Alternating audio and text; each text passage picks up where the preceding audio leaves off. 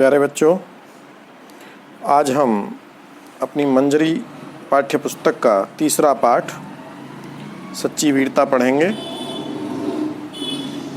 सच्ची वीरता, जैसा कि आप लोग भी वीरता के विषय में कुछ जानते होंगे, वीर के विषय में जानना पहले वीर का जो भाव है वही वीरता कहलाती है। वीर कौन है?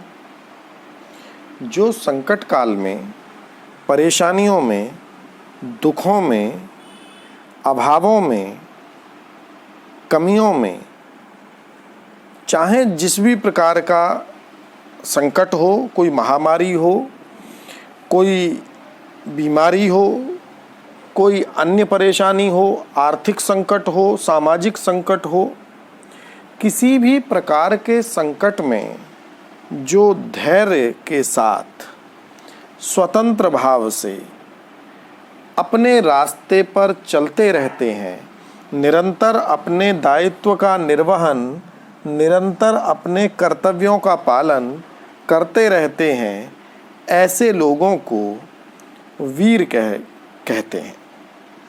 अब बात ये आती है कि वीरता कहते ही या वीर कहते ही एक बात हमारे सबके दिमाग में आ जाती है कि जो लड़े वो वीर, जो शत्रु को हराए वो वीर, या जो दूसरे की जान ले ले शत्रु की वो वीर, या देश की रक्षा करते करते अपनी जान दे दे वो वीर।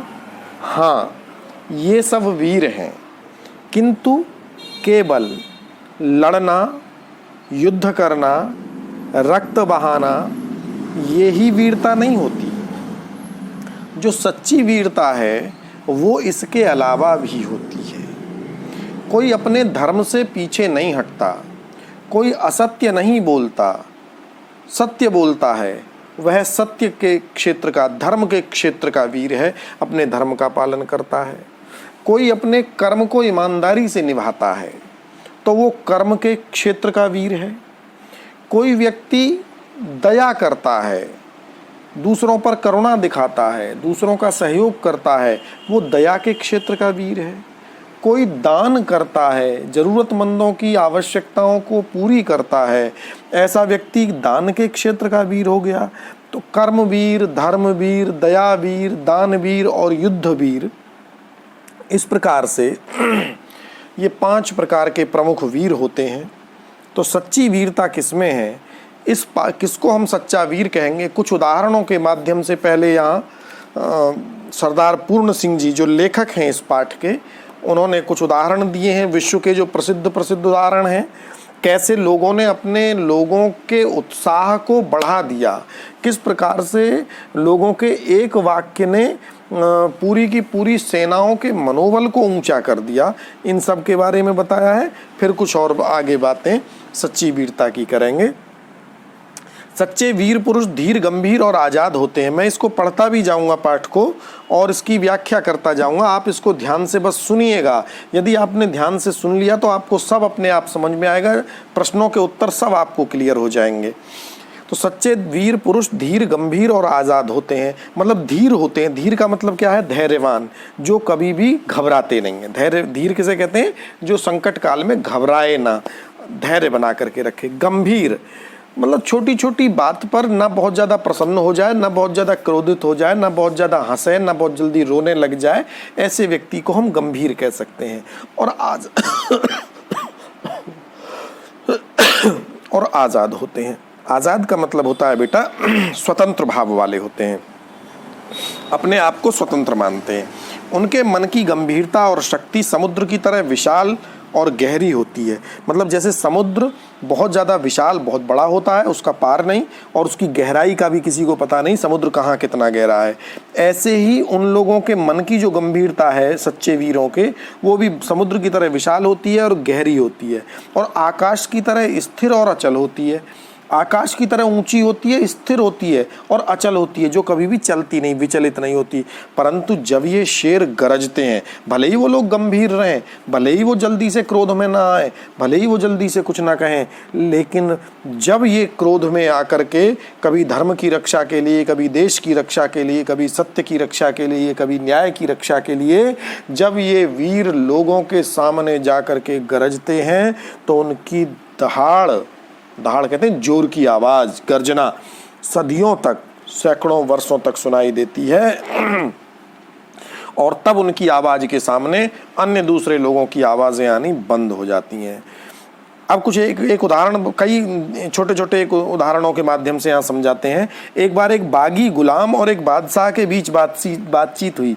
गुलाम पहले लोग खरीद लेते थे, राजा लोग कुछ लोगों को खरीद लेते थे और उनसे जो मर्जी होती थी वो उनसे काम कराया जाता था। ऐसे लोग जो हैं वो गुलाम की श्रेणी में आते थे, उनको गुलाम कहा जाता था, जिनको राजा खरीद लिया करते थे।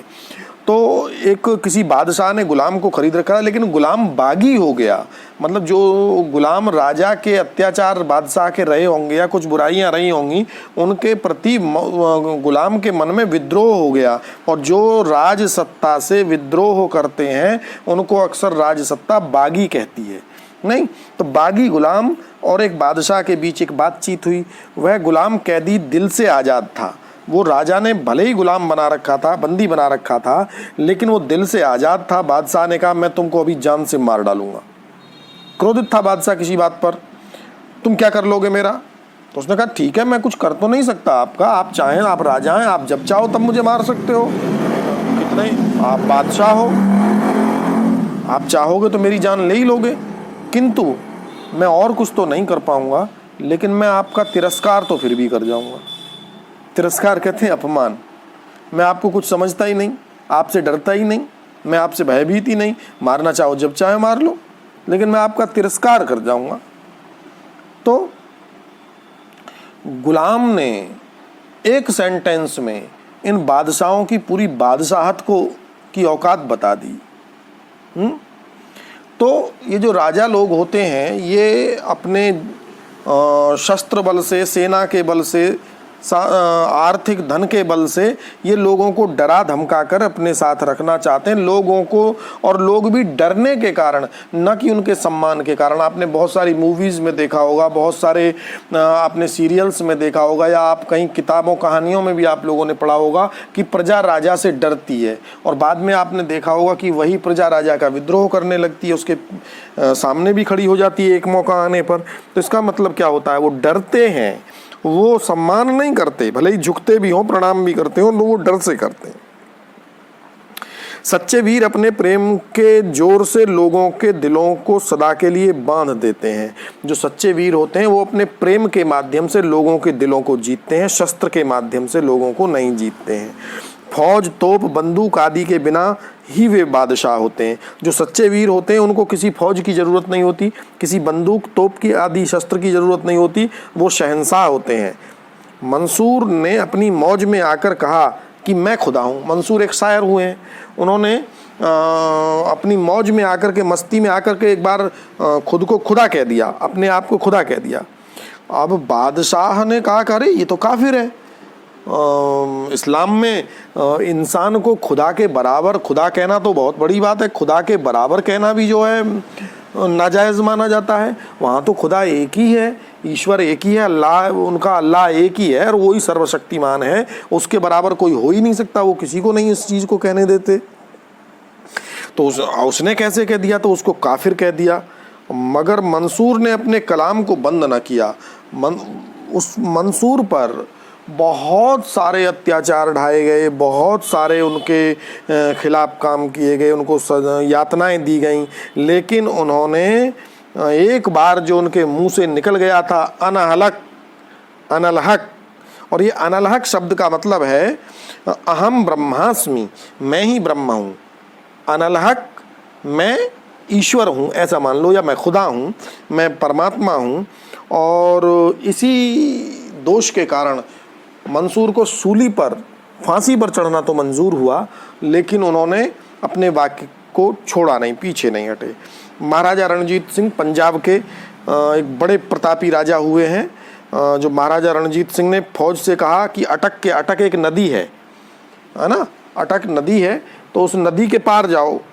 अब अटक उस समय बरसात का मौसम था, जैसे नदियां आजकल बरसात में चढ़ी हुई हैं वैसी अटक भी चढ़ी हुई थी, तमाम लहरें उठ रही थीं। और जब उन्होंने फौज से कहा कि पार जाओ उसके, अब कौन उसमें घुसे इतनी लहराती नदी में? तो महाराजा रणजीत सिंह को लगा कि अच्छा जो फौज है इसकी हिम्मत टूट रही है। उन्होंने क्या किया, अपना घोड़ा नदी में डाल दिया। और ऐसा कहते हैं कि अटक उस समय कुछ देर के लिए सूख गई नदी, क्योंकि हिम्मत वाले के सामने प्रकृति भी रास्ता दे देती है। आप या ये मानिए या ये मान लीजिए कि अटक सूख गई का मतलब यहाँ लेखक ने ये कहना चाहा होगा कि अटक फिर नदी लगी ही नहीं, जब राजा चल पड़ा तो पीछे से प्रजा भी उनके साथ चल पड़ी। लाखों आदमी मरने मारने को तैयार हो रहे थे। एक और उदाहरण देकर के समझा रहे हैं। आल्पस के पहाड़ों पर फौज ने चढ़ना, आल्पस एक पहाड़ है, पर्वत श्रृंखला है, उसके पहाड़ों पर जब फौज ने चढ़ना असंभव समझ लिया तो नेपोलियन एक वीर हुआ है, उस नेपोलियन को जोश आया और उसने कहा आल्पस है ही नहीं। पर्वत श्रृंखला जो थी, उसने अपने सैनिकों से कहा कि आल्पस कहाँ है, कहीं है ही नहीं, तुम चढ़ना शुरू तो करो। और देखा कि उसके द्वारा हिम्मत दिलाने से कुछ ही देर में लोग पहाड़ पर चढ़ गए, चले गए। एक भेड़ चराने वाली और सत्य गुण में डूबी हुई युवती कन्या के दिल में जोश आते ही फ्रांस एक शिकस्त से बच गया। वीरता की अभिव्यक्ति किसी एक प्रकार से नहीं होती, वीरता कई प्रकार की होती है। कभी वो लड़ने मरने में ही होती है और कभी अन्य कार्यों में भी करने में होती है। तलवार तोप के सामने जान गंवाने में होती है, तो कभी जीवन के गूढ़ तत्व और सत्य की तलाश में बुद्ध जैसे राजा विरक्त होकर वीर हो जाते हैं। अब महात्मा बुद्ध ने कभी शस्त्र नहीं उठाया, कभी शस्त्र नहीं चलाया, फिर भी उनको ज्ञान वीर कहा जाता है। ज्ञान के वीर हो गए, ज्ञान के क्षेत्र में वीर हो गए, एक नया बौद्ध धर्म उन्होंने स्थापित कर दिया। वीरता एक प्रकार की अंतः प्रेरणा है, अंदर से उठती है। अंतः प्रेरणा का मतलब है अंदर से उठने वाली प्रेरणा है। जब कभी इसका विकास हुआ तभी एक नया कमाल नजर आया, एक नई रौनक, एक नया रंग, एक नई बहार, एक नई प्रभुता संसार में छा गई। कहने का तात्पर्य है कि जब भी किसी अच्छे व्यक्ति के मन में वीरता का भाव जगा है तब उसने संसार को नया रूप प्रदान किया है। वो चाहे विज्ञान के क्षेत्र के वीर हों, चाहे वो आध्यात्म के क्षेत्र के वीर हों, चाहे वो युद्ध के क्षेत्र के वीर हों। वीरता देश काल के अनुसार संसार में जब कभी प्रकट हुई तभी एक नया स्वरूप लेकर आई, जिसके दर्शन करते ही सब लोग चकित हो गए। वीर पुरुष का दिल सबका दिल हो जाता है, हैं? वीर पुरुष वही है जिसके दिल की बात को सब अपने दिल की बात मान लें, जिसके मन की बात को सब अपने मन की बात मान लें, जिसके विचारों को सब अपना विचार मान लें, उसके संकल्प सबके संकल्प हो जाते हैं और उसका बल सबका बल हो जाता है, और उस सबका बल उसका बल हो जाता है। आप देख लें, गांधी जी के बारे में ही अगर हम बात कहें, उनकी एक कविता आती है, चल पड़े जिधर दो डगमग में, चल पड़े कोटि पग उसी ओर, पड़ गई जिधर भी एक दृष्टि, गड़ गए कोटि दृग उसी ओर। मतलब दो कदम, गांधी जी के दो ही पैर थे, वो दो पैर जिधर को चल पड़े। जौन सी यात्रा का उन्होंने आह्वान किया, देश की पूरे भारतवर्ष की जनता, हिंदू मुस्लिम सिख ईसाई सब उनके साथ हो गए और देश को आज़ाद कराने में लग गए। तो वीर वही असली वीर है जिसका मन, जिसकी बात, जिसके वचन सबके अपने वचन हो जाए। वीरों, अच्छा एक बहुत महत्वपूर्ण बात यहाँ सरदार पूर्ण सिंह जी ने कही है, अच्छा कि वीर कहाँ से पैदा हों, है ना, वीरों को कैसे बनाया जाए। बोले तो वीरों को बनाने के कोई कारखाने नहीं होते, ये रोबोट नहीं है, ये कोई मैन्युफैक्चर नहीं किया जा सकता, ये तो अंदर से लेकर के पैदा होता है ना।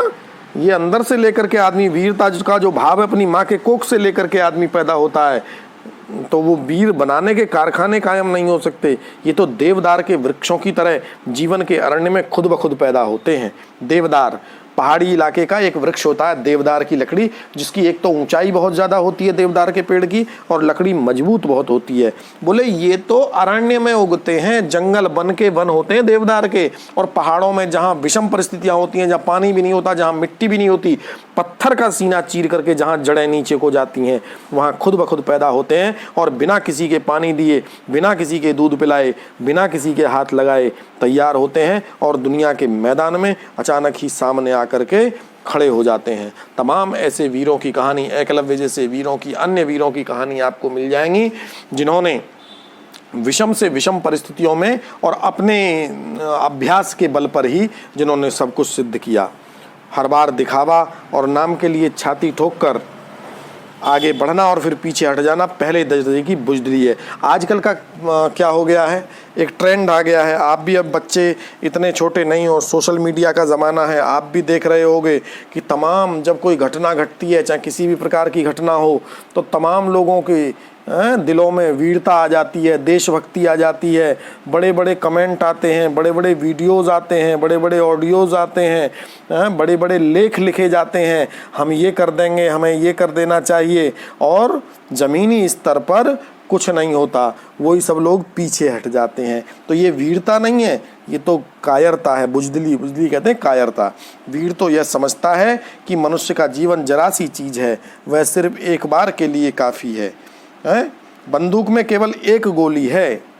मनुष्य, वीर क्या समझता है, वीर ये सोचता है कि एक गोली है भी अगर बंदूक में, फिर क्या काम करेगा। अगर एक गोली चल गई और चलने के बाद में न लगी लक्ष्य पर जा करके, तब फिर क्या होगा। दूसरी गोली डालने का सामने वाले ने मौका ही न दिया, तब फिर क्या होगा। तो जो वीर होता है वो जानता है कि ताकत बंदूक में नहीं है, ताकत तो उसके मनोबल में होती है। हर घड़ी आगे बढ़कर यह दिखाकर कि हम बड़े हैं, फिर पीछे इसलिए हट जाते हैं कि उनका मनोबल किसी और अधिक बड़े काम के लिए बच जाए। अधिकतर लोग ऐसे ही होते हैं, है ना। वे पीछे इसलिए हट जाते हैं, गरजने वाले बादल ऐसे ही चले जाते हैं। आपने देखा है आजकल गरजने वाले बहुत हैं, बड़ी बाढ़ आ जाएगी, ऐसा क्यों हो गया और ये क्यों हुआ, और फिर सब भूल जाते हैं। कुछ दिन बाद सब अपने अपने काम में लग जाते हैं। जो चोरी कर रहा था वो चोरी करने लगता है, जो अन्य काम कर रहा था वो अन्य काम करने लगता है। फिर उसको किसी को याद भी नहीं रह जाता कि समस्या क्या थी, सब भूल जाते हैं। तो ऐसे लोगों को लेखक ने क्या कहा है कि गरजने वाले बादल, ठीक है ना। बादल दो तरह के होते हैं। कभी कभी आपने देखा होगा कि बादल गरजते बहुत हैं। अभी पिछले दिनों 8-10 दिन पहले मुरादाबाद में जो सबसे पहली वाली जोर की वर्षा हुई, आपने देखा कुछ लग रहा था। सुबह सुबह आराम से उठे थे, धूप निकल रही थी, सुबह नॉर्मल दिन था, और जब 1 घंटे में बरसा तो आपने देखा पूरा शहर जलमग्न हो गया। कोई कॉलोनी, कोई गली, कोई सड़क ऐसी न बची जिस पर पानी न तैराया हो खूब सारा। ये क्या है, ये बरसने वाले बादल थे, ये गरजने वाले नहीं थे। और कुछ कभी कभी इससे पहले आ रहे थे, गरजते थे, घोरते थे और चले जाते थे। तो ऐसे लोग ठीक नहीं होते हैं। वीर पुरुष का शरीर कुदरत की समस्त ताकतों का भंडार है। मतलब वीर पुरुष का शरीर कुदरत ने मतलब ईश्वर ने संसार में जितनी भी ताकतें, शक्तियां दी हैं, उन सब का भंडार कौन है, वीर पुरुष का शरीर ही है। कुदरत का यह केंद्र हिल नहीं सकता। सूर्य का चक्कर हिल जाए तो हिल जाए, परंतु वीर के दिल में जो दैवीय केंद्र है वह अचल है। मतलब जो वीर के मन में जो एक बार वीर ठान लेता है उसको कभी भी बदलता नहीं है। कुदरत की नीति चाहे विकसित होकर अपने बल को नष्ट करने की हो, मगर वीरों की नीति बल को हर तरह से इकट्ठा करने की और बढ़ाने की होती है। हाँ, कुदरत तो कभी कभी अपनी ताकत को नष्ट भी कर देती है ना। जल है जैसे कुदरत की ताकत है, पहाड़ भी हैं कुदरत की ताकत है, पर कुदरत ही क्या करती है, कभी कभी पहाड़ों को ही खिसका देती है, कभी किसी जल को ही बहुत तेजी से डला देती है। तो प्रकृति तो कई बार अपने बल को छीण भी करती है, खराब भी करती है, लेकिन जो सच्चे वीर होते हैं वो बल को हमेशा बढ़ाने की बात करते हैं, कभी भी घटाने की बात नहीं करते। वह वीर ही क्या जो टीन के बर्तन की तरह झट से गर्म और ठंडा हो जाता है। ये समझ लें, टीन का बर्तन आपने देखा होगा, कोई कोई जैसे कनस्तर होते हैं, तेल का कनस्तर आता है, या और कोई टीन की हल्की चादर वाले, लोहे से दूसरे टाइप का, लोहे का ही एक कमज़ोर वाला हिस्सा होता है, वो टीन जिसको कहते हैं, टीन की चादर। टीन की कई बार आपने देखा होगा वो भी पड़ी रहती है, टीन की वो डाल लेते हैं ना लोग, चटाई टाइप छत पर अपने ऊपर कहीं कहीं टीन बिछा लेते हैं। तो आपने देखा होगा एक बूंद भी पड़ती है तो टन टन की उससे आवाज़ आती है ना। तो टीन के बर्तन की तरह वो बजने लगता है, कनस्तर उठा के कुछ लोग जो बजाने लगते हैं।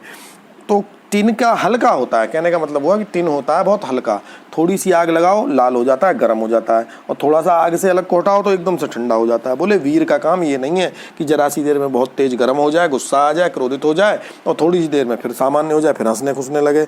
ऐसे आदमी वीर नहीं हो सकता, ठीक है ना। तो टिन की तरह नहीं होना चाहिए आदमी को, है ना। अगर आदमी का व्यवहार स्वभाव तो ऐसा होना चाहिए कि कोई भले ही कितना भी क्रोध दिलाता रहे, कितना भी उल्टा सीधा काम करता रहे, बात करता रहे, तब भी व्यक्ति ना डिगे अपनी जगह से, तब भी कोई व्यक्ति बहुत ज़्यादा उत्तेजित ना हो जाए और कोई बिल्कुल कभी बहुत ज़्यादा शांत भी ना हो जाए। यही एक वीर का कार्य है, ठीक है।